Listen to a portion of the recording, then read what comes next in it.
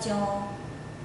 बच्चों थोड़ा सा महसूस कीजिए, थोड़ा सोचिए कि आप बिस्तर में लेटे हो और ऐसे में खिड़की से सुंदर मीठी हवाएं आ रही है और बादल की रिमझिम बूंदें छत पर वर्षा रानी जैसे पायल बजा रही हो उस तरह से छमक छमक छमक छमक की आवाज़ आ रही है।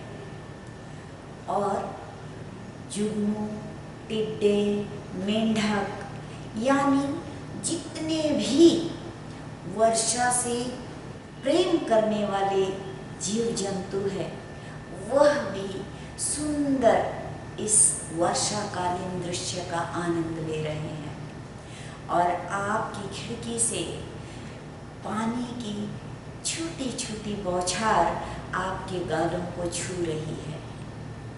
अब कल्पना कीजिए कि बारिश की बूंदों में आपके शरीर में जो ठंडक महसूस हो रही है, आपके गालों में बारिश की बूंदों का आना आपको कितना आनंद दे रहा है।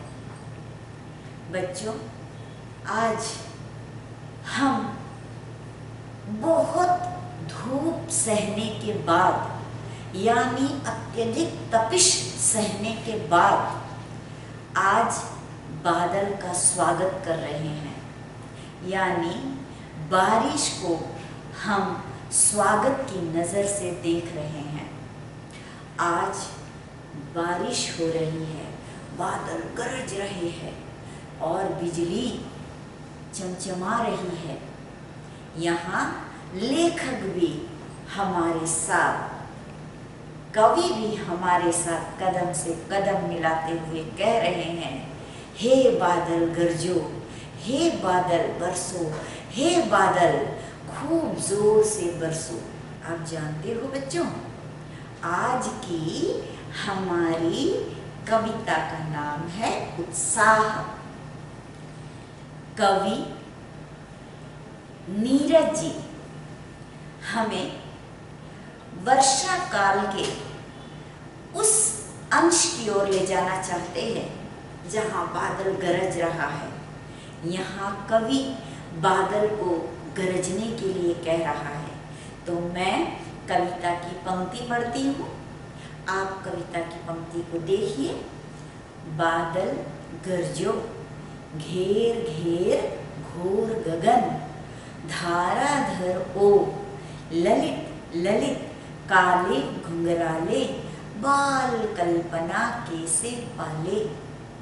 विद्युत छवि उर्मे, कवि नव जीवन वाले, वज्र छिपा नूतन कविता, फिर भर दो बादल गरजो।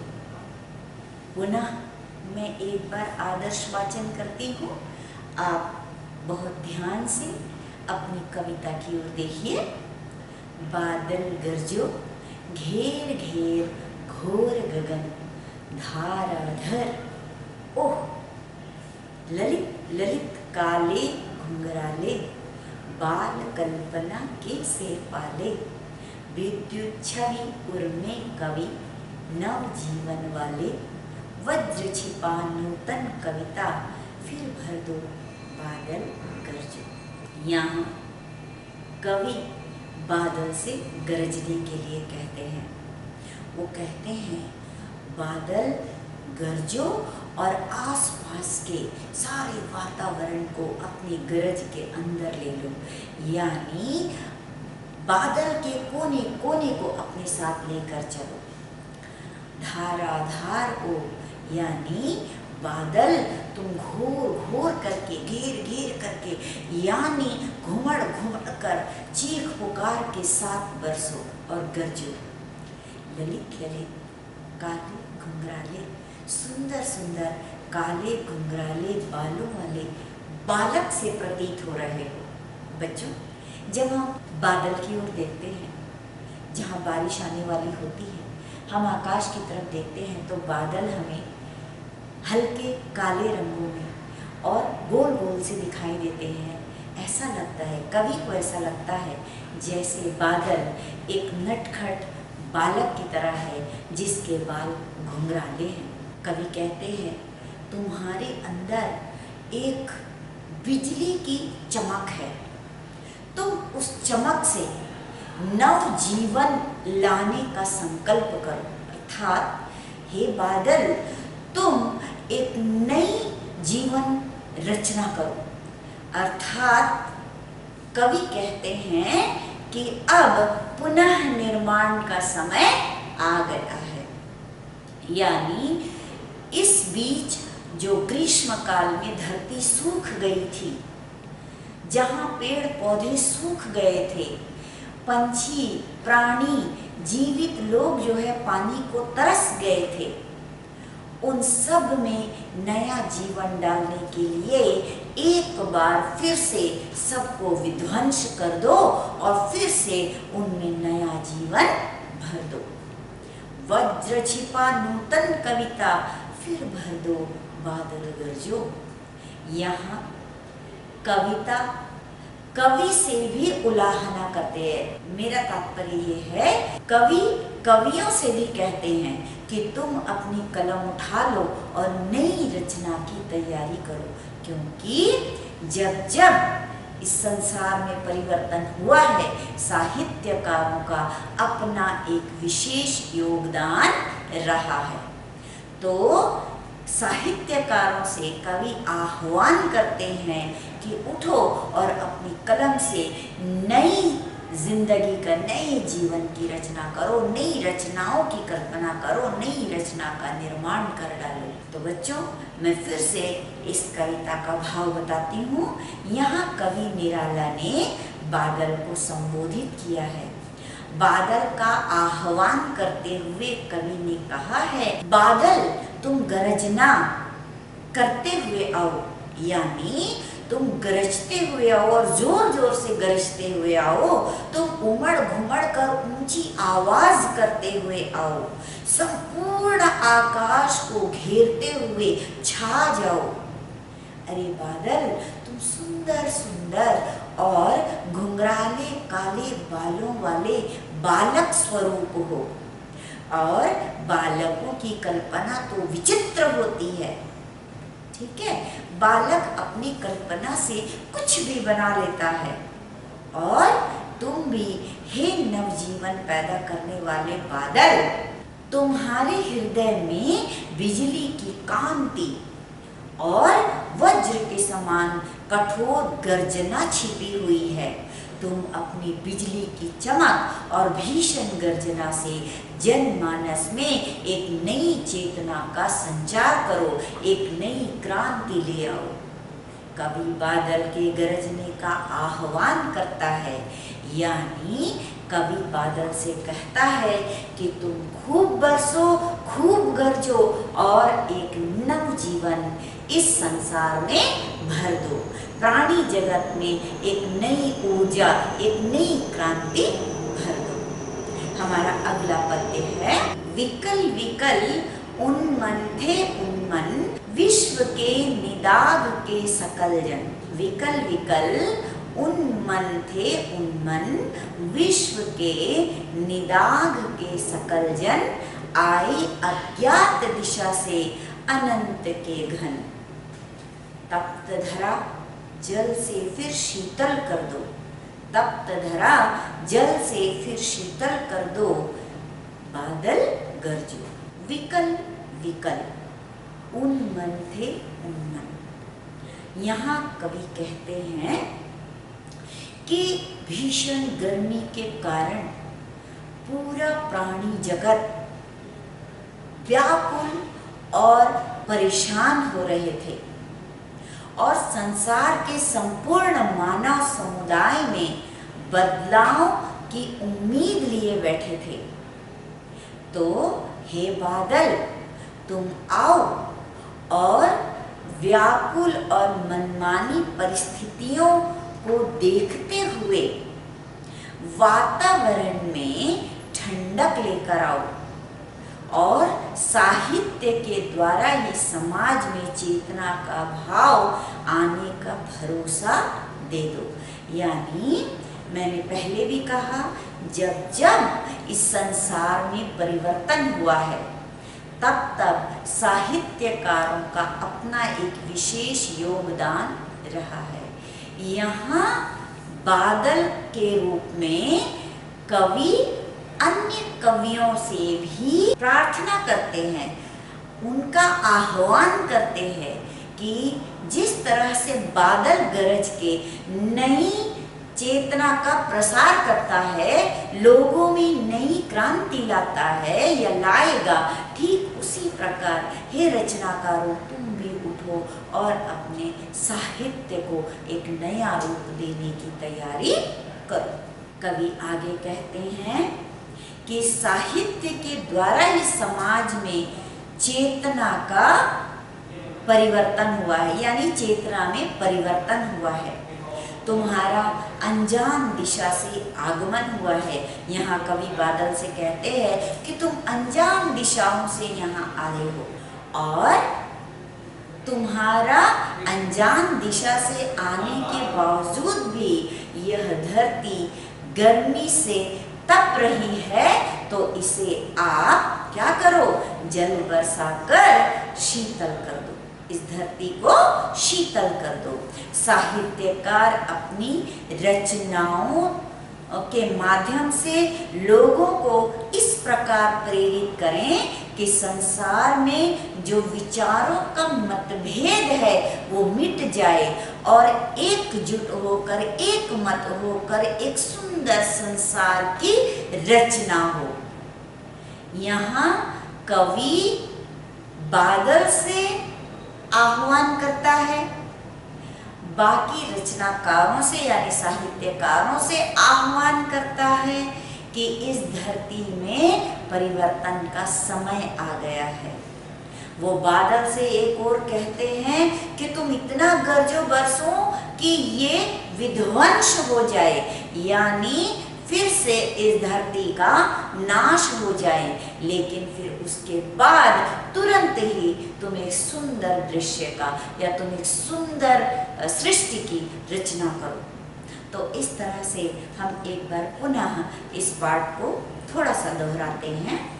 बादल गरजा यानी उत्साह जो पाठ है, यह पाठ में ये जो कविता है इसमें कवि सूर्यकांत त्रिपाठी निराला जी ने बादल को अपना विषय बनाया है और बादल के साथ उन्होंने साहित्यकारों से भी आह्वान किया है कि अब इस धरती में परिवर्तन का समय आ गया है। और वो बादल से कहते हैं कि तुम इतनी जोर गरजो, इतना पानी बरसाओ कि चारों तरफ विध्वंस हो जाए। क्योंकि बच्चों आप सब जानते हो कि जब भी कोई नई रचना होती है तो पुरानी चीज़ों को तोड़ना पड़ता है, यानी उसका नुकसान उठाना पड़ता है।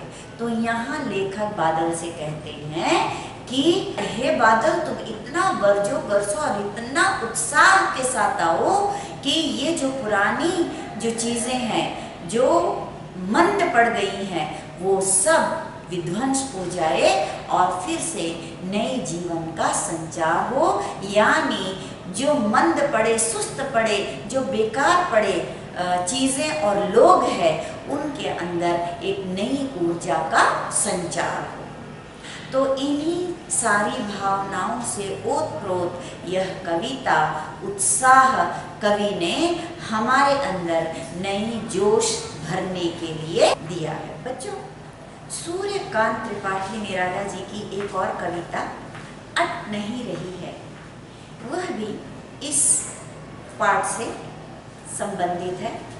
इस कविता में निराला जी ने फागुन को संबोधित करते हुए कहा है कि फागुन जहाँ कहीं भी सांसें लेता है वहीं से सुगंध आती है। फागुन ने ही सुगंध से परिपूर्ण आकाश में उड़ने के लिए सभी को पंख दे दिए हैं।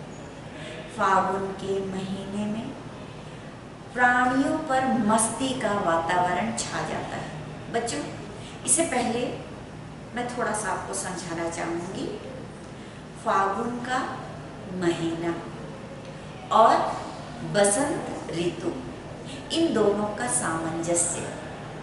आप देखते हो होली का त्यौहार फागुन के महीने में मनाया जाता है।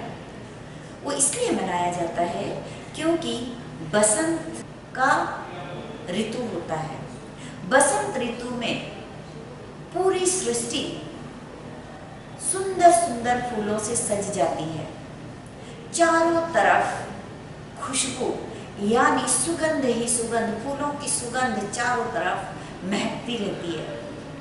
मंद हवाओं में फूलों की खुशबू जो छटा बिखेरती है, उसका आनंद निराला जी ने लिया और अपनी कविता अट नहीं रही है में अपने भावों को हमारे सामने रखा है।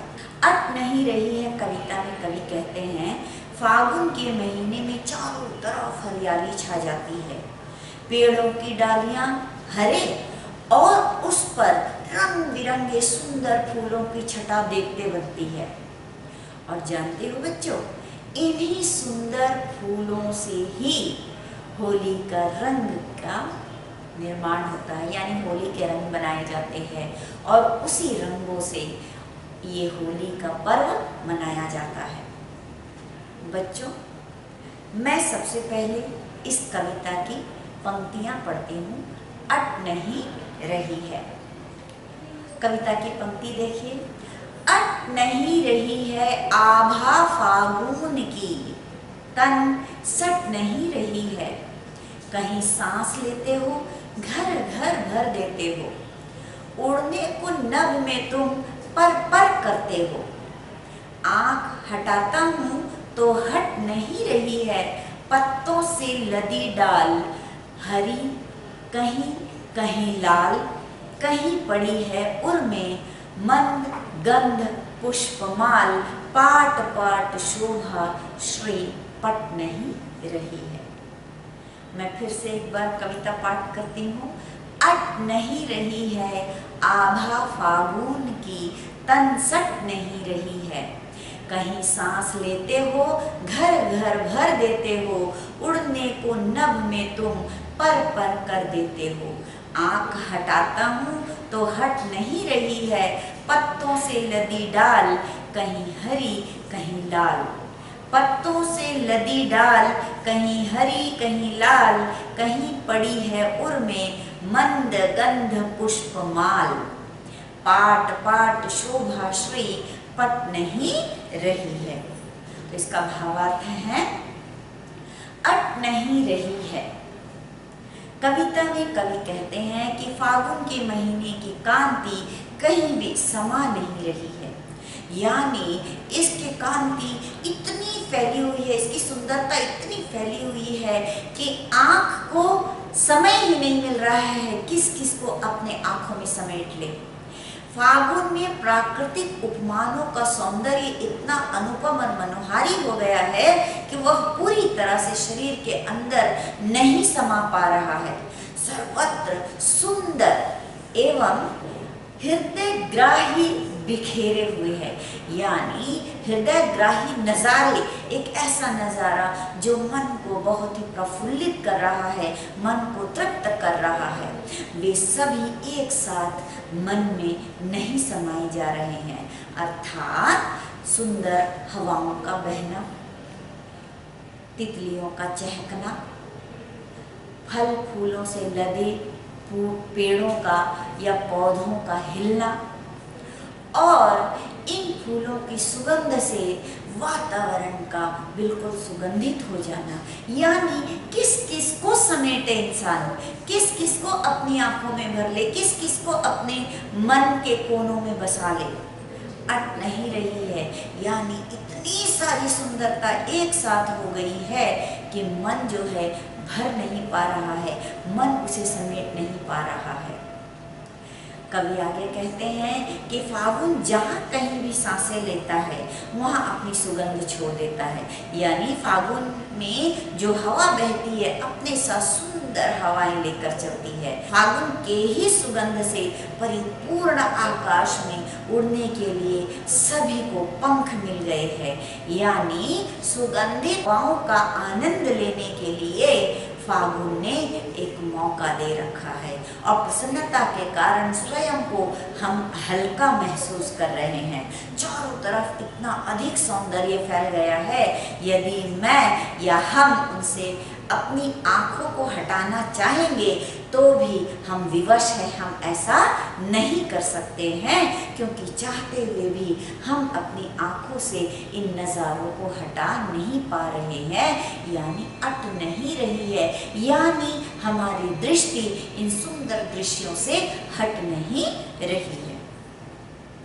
बच्चों, कवि आगे कहते हैं, फागुन के महीने में सभी प्राणियों पर मस्ती का वातावरण छा गया है और प्रसन्नता के कारण स्वयं को हर कोई हल्का और तृप्त महसूस कर रहा है। चारों तरफ इतना अधिक सौंदर्य फैला हुआ है कि यदि हम उनसे आंख चुराना भी चाहे तो यह संभव नहीं है, और न चाहते हुए भी हम इस सुंदर दृश्य को अपने आंखों में, अपने मन में समाते चले जा रहे हैं। बच्चों, अभी मैंने आपको कविता का भावार्थ बताया। अब हम प्रश्नोत्तर की ओर चलते हैं। हमारा प्रश्न है, कवि की आंख फागुन की सुंदरता से क्यों नहीं हट रही है? उत्तर है, अट नहीं रही है, अर्थात हट नहीं रही है। कविता में फागुन के महीने में प्रकृति की जो सुंदरता बनी है वह एक विशेष प्रकार का सौंदर्य है। जहाँ कहीं भी देखे वहाँ सुंदरता अनुपम रूप में सामने आती दिखाई देती है। खेत खलिहान में, बाग बगीचों में प्राकृतिक सौंदर्य अपने पूर्ण यौवन में नजर आता है और इस सौंदर्य को निर्बाध देखते रहने को मन करता है। इसी कारण कवि की आंख फागुन की सुंदरता से हट नहीं रही है। अगला प्रश्न है, प्रस्तुत कविता में कवि ने प्रकृति की व्यापकता का वर्णन किन रूपों में किया है? फागुन के महीने में हर तरफ सौंदर्य और उल्लास दिखाई देता है। फागुन की सुंदरता सर्वव्यापक है। पेड़ पौधे लाल लाल फूलों और हरे हरे पत्तों से लदे हुए हैं। फूलों की सुगंध से पूरा वातावरण महक उठा है। प्रकृति की एक एक जगह पर सौंदर्य भरा हुआ है, यानी चारों तरफ हरियाली और सुंदर सुंदर रंग बिरंगी फूलों का दृश्य हमें दिखाई दे रहा है। कवि बादल से फुहार, रिमझिम या बरसने के स्थान पर गरजने के लिए कहते हैं, क्यों? हमारा उत्तर है, कवि बादल से फुहार, रिमझिम या बरसने के स्थान पर गरजने के लिए इसलिए कहता है क्योंकि कवि को बादल क्रांति दूत के रूप में नजर आता है। समाज में क्रांति लाने के लिए विनम्रता की नहीं, उग्रता की आवश्यकता है। बादल की उग्रता उसके गर्जन में छिपी होती है, जिससे लोग सजग हो जाते हैं। हमारा अगला प्रश्न है, कविता का शीर्षक उत्साह क्यों रखा गया है? कवि ने कविता का शीर्षक उत्साह इसलिए रखा है क्योंकि कवि बादलों के माध्यम से क्रांति और बदलाव लाना चाहते हैं। वह बादलों से गरजने के लिए कहते हैं। एक ओर बादल के गर्जन में उत्साह समाया है तो दूसरी ओर लोगों में उत्साह का संचार करके क्रांति के लिए तैयार करना चाहता है। तो हमारा अगला प्रश्न है, उत्साह कविता में बादल किन किन अर्थों की ओर संकेत करता है? तो उत्तर है, उत्साह कविता में बादल निम्नलिखित 3 अर्थों की ओर संकेत करता है। क्रांति के दूत और समाज में बदलाव लाने हेतु लोगों में उत्साह भरने वालों के रूप में। दूसरा, लोगों के कष्ट और ताप हरकर शीतलता देने वालों के रूप में। और तीसरा, जल बरसाने वाली शक्ति विशेष के रूप में। अर्थात यहाँ कवि बादल और समाज के ठेकेदारों से आह्वान करते हैं कि उठो और एक नई क्रांति का बिगुल बजाओ। हमारा अगला प्रश्न है, शब्दों का ऐसा प्रयोग जिससे कविता के किसी खास भाव या दृश्य में ध्वन्यात्मक प्रभाव पैदा हो, नाद सौंदर्य कहलाता है। बच्चे इस प्रश्न को फिर से सुनिए। शब्दों का ऐसा प्रयोग जिससे कविता के किसी खास भाव या दृश्य में ध्वन्यात्मक प्रभाव पैदा हो, नाद सौंदर्य कहलाता है। उत्साह कविता में ऐसे कौन से शब्द हैं जिनमें नाद सौंदर्य मौजूद है? छांट कर लिखे। तो इसका उत्तर है उत्साह कविता में नाद सौंदर्य वाले शब्द निम्नलिखित है। घेर घेर घोर गगन, धार अधर ओ। दूसरा, विद्युत छवि उर्मे, कवि नवजीवन वाले। अगला प्रश्न है, छायावाद की एक खास विशेषता है अंतर मन के भावों का बाहर की दुनिया से सामंजस्य बिठाना। कविता की किन पंक्तियों को पढ़कर यह धारणा पुष्ट होती है? लिखिए। हमारा उत्तर है छायावाद की एक खास विशेषता है अंतर मन के भावों का बाहर की दुनिया से सामंजस्य या तालमेल बिठाना। कविता की निम्नलिखित पंक्तियों को पढ़कर यह धारणा पुष्ट होती है। कहीं सांस लेते हो। बच्चों, हमारा अगला प्रश्न है, फागुन में ऐसा क्या होता है जो बाकी ऋतुओं से भिन्न होता है? फागुन के महीने में प्रकृति का सौंदर्य अपनी चरम सीमा पर होता है, जो बाकी ऋतुओं से अलग होता है। बच्चों, इसीलिए तो फागुन या बसंत को ऋतुओं का राजा कहा जाता है। ग्रीष्म ऋतु में पेड़ पौधे मुरझाए से होते हैं, लेकिन धरती पर एक व्याकुलता सी व्याप्त होने के बावजूद जब वर्षा ऋतु में फागुन जैसा सुहावना मौसम नहीं होता है, तब शिशिर हेमंत में कड़ी सर्दी पड़ी रहती है, जिससे प्राणी अपने आवासों में डूब के नजर आते हैं। पेड़ पौधों की पत्तियां गिर जाती है और गिरने के कारण सूखे सूखे से नजर आते हैं।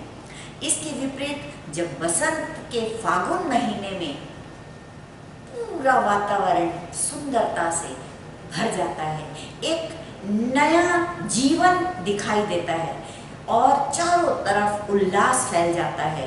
मादक और उल्लासमय वातावरण में तन मन प्रसन्न हो जाता है। सारे जीवित प्राणी इस सौंदर्य से बहुत ही प्रसन्नचित्त हो जाते हैं और नए वृक्ष, पत्ते, कलियां, फूल और फूलों से लदे हुए पेड़ सारे वातावरण को रंगीन और सुहावना बना देते हैं। हमारा अगला प्रश्न है, इन कविताओं के आधार पर निराला के काव्य शिल्प की विशेषताएं बताइए। निराला के काव्य शिल्प की विशेषताएं हैं, जिसमें पहले भाव सौंदर्य। निराला के काव्य का प्रकृति चित्रण अनूठा है।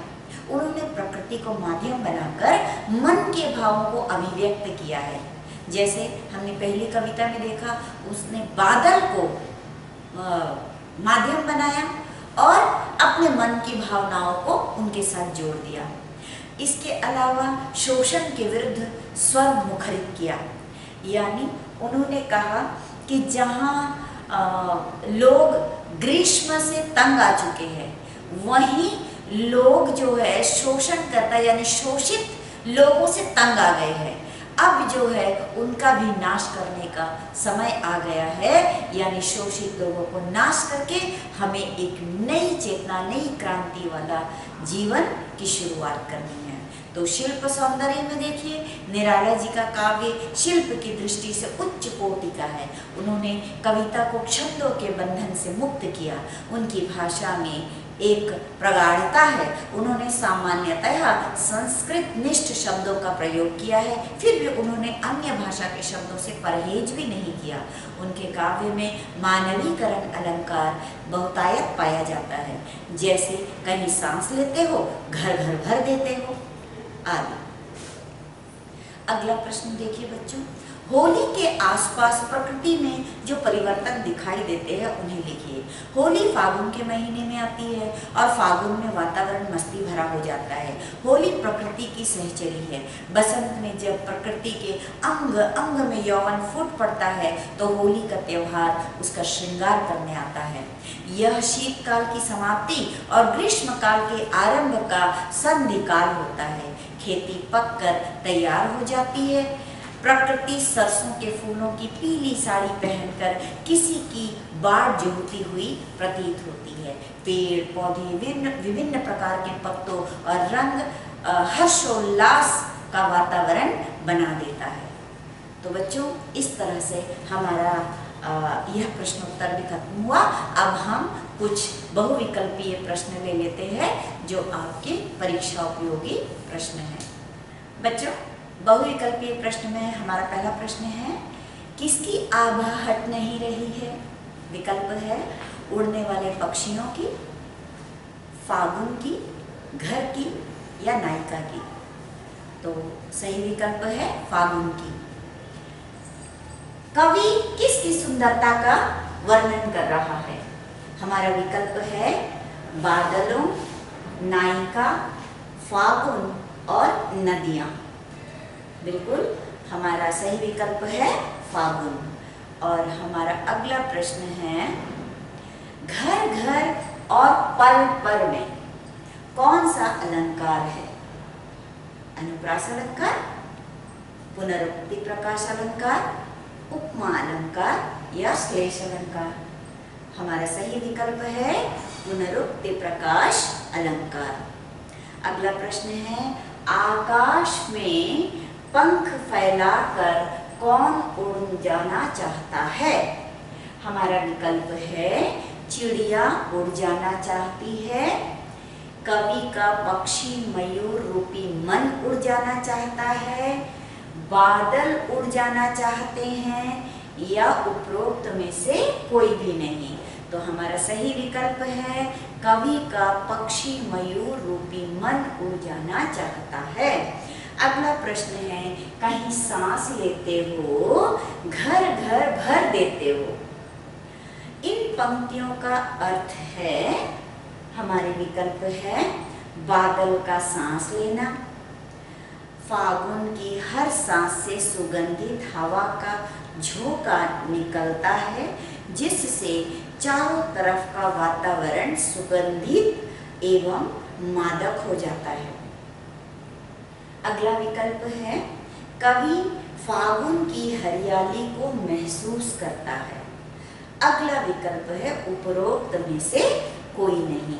तो बच्चों, हमारा सही विकल्प है फागुन की हर सांस से सुगंधित हवा का झोंका निकलता है जिससे चारों तरफ का वातावरण सुगंधित एवं मादक हो जाता है। बच्चों, हमारा अगला प्रश्न है, हरा और लाल विशेषण किसके लिए प्रयोग किया गया है? इसके विकल्प है बादल और फूल के लिए, अगला विकल्प है पत्तों के लिए, अगला विकल्प है पेड़ पौधों के लिए या फिर फागुन के लिए। बताइए बच्चों, हरा और लाल विशेषण किसके लिए हुआ है? जी हाँ, बादल और फूल के लिए। ठीक है बच्चों। तो बच्चों, इस तरह से हमने सूर्यकांत त्रिपाठी निराला द्वारा 2 कविता, 2 पद्य, जिसमें एक उत्साह और दूसरा अट नहीं रही है को पढ़ा, समझा। और मैं समझती हूँ कि आपको ये दोनों कविताएं समझ आई होंगी और परीक्षा की दृष्टि से आप इसे जरूर समझ गए होंगे। अगले पाठ में हम फिर मिलेंगे। तब तक के लिए जय हो, जय नमस्कार।